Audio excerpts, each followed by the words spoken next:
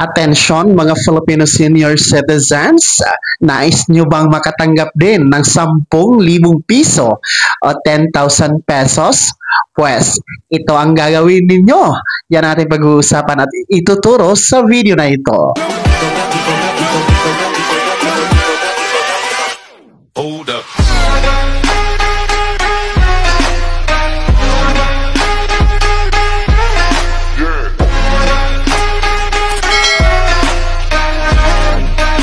Hello mga ka-vlogs! Welcome dito sa aking YouTube channel. Magandang araw po sa lahat ng mga manonood. Saan po kayong dako sa mundo? Kumusta mga ka-vlogs? Eto ha, mga lolo at lola, nais nyo din ba na makatanggap ng 10,000 piso o 10,000 pesos cash benefit mula sa NCSC? Pues ito po ang gagawin ninyo. Ituturo ko po mamaya-maya. Pero bago ang lahat, kung bago ka pa lang dito sa aking YouTube channel o di kaya hindi ka pa nakasubscribe, abay click nyo muna natin subscribe button na nasa baba. Huwag niyong kalimutan na pindutin ang notification bell. Ilagay niyo po sa all para naman updated ka sa lahat ng mga videos na aking i-upload. So, eto na nga po, no, makinig ha mga senior citizen dahil nagsimula na po ang 10,000 pesos cash benefit ng Expanded Centenarian Act na under po ngayon ng NCSC.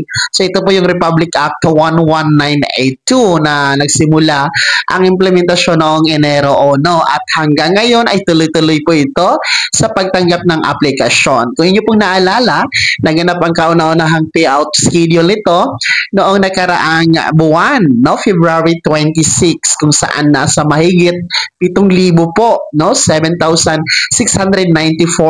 ang beneficiaries ng naturang payout schedule last month. And tuloy-tuloy na nga ito, hindi na ito mawawala every month na ito, mga ka-vlog. Sa katunayan, ngayong Marso, ina-expect po natin ang susunod na payout schedule ngayong last week, no? Nitong buwan ng Marso, bago magtapos ang buwan na ito. So, ang mga magpi-payout kasi, ang mga nag-payout noong February last month, sila po yung mga may edad na 80, 85, 90 at 95 years old simula Enero 1 at nag-apply din po noong Enero. So, the following month, February, ay naka-payout po sila. And then yung mga magpi-payout ngayong last week nitong buwan ng Marso, sila yung mga nag-apply noong February. So, ganun po yon. So, halimbawa, ngayon kayo nag-apply ng March. Ang payout ninyo is next month, April. So, ganun po ang sistema, ang proseso ng payout schedule, mga lolo at lola. So, para po sa iba na gusto ding makatanggap, no, gusto ding makakuha ng 10,000 piso na cash benefit ng NCSC at mula sa gobyerno, aba ito ang gagawin ninyo. Una po, no, dapat ay tumungtong kayo or umabot kayo sa itinakdang edad ng Republic Act 11982 o Expanded Centenarian Act cash benefit. At ang edad na yan, 80, 85, 90 at 95 anyos. 80, 85, 90, at 95 years old. Kung yan po ang edad ninyo, simula noong Enero 1 hanggang sa kasalukuyan, no? Or basta ngayong taon, aabot kayo ng mga edad na yan, abay kayo po ay makakatanggap po ng 10,000 cash benefit, no, mula sa gobyerno sa ilalim ng NCSC.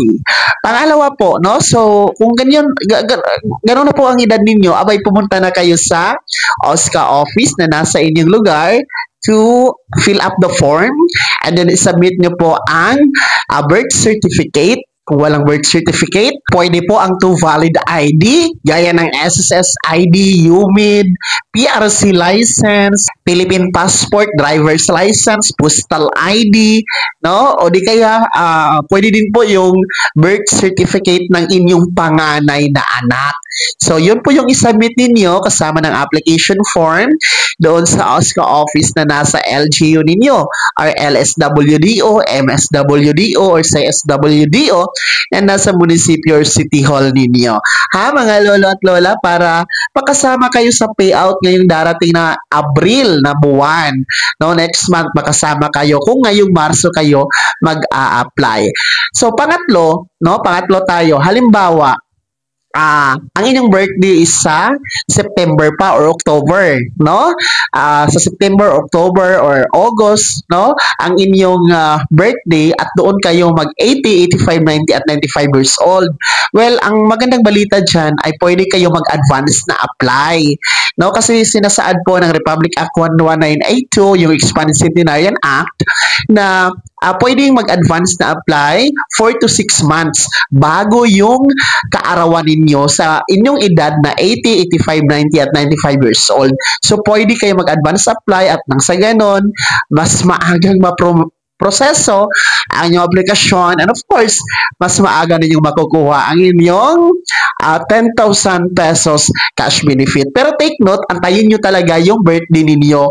Mas maaga lang yung proseso. Mas okay na din yun para sigurado may makukuha kayo pang birthday nyo rin po, mga lolo at lola. So yun po yung gagawin ninyo. Simple lang naman. Kailangan lang talaga ninyong umabot sa insaktong edad na 80, 85, 90 at 95. 80, 85, 90 at 95 years old simula noong Enero 1, 2025 or ngayong taon mga ka-vlogs para makakuha at maka-apply ng 10,000 piso na cash benefit bigay ng gobyerno sa ilalim ng NCSC. Kaya naman mga Filipino senior citizen, kumusta po? Sino sa inyo dito ang merong edad na 80, 85, 90 at 95 years old ngayong taon na ito? No, paki-komento naman sa comment section na nasa baba, taga saan kayo at buong pangalan. Bago ko magtapos sa video na to, kung gusto niyo pong sumuporta sa aking YouTube channel, maaari niyo pong i-click ang ating super thanks button na nasa baba. Sa mga gusto maging miyembro, pwede po. I-click mo po ating join button. Maraming perks dyan mga ka-vlogs. Be my member now. Sana'y naging gabay ang video na to kito paano na pag-uusapan natin ang mga mahahalagang bagay-bagay na may kinalaman sa ayuda, programa at benepisyo ng ating mga senior citizen. Kung hindi ka pa nakasubscribe dito sa aking YouTube channel, maaari nyo nang i-click ang ating subscribe button na nasa baba. Huwag nyo kalimutan na pindutin ang notification bell. Ilagay nyo po sa all para naman updated ka sa lahat ng mga videos na aking i-upload. Maaari nyo din i-like ang video na to at kung meron ka pang mga katanungan, maaari nyo i-komento sa comment section na nasa baba. Paki-follow na din po ang aking official Facebook page na nasa screen nyo. Muli po, ako si Daniel Timpawan na nagsasabing dito sa aking YouTube channel, Pawang Katotohanan at lahat totoo lamang.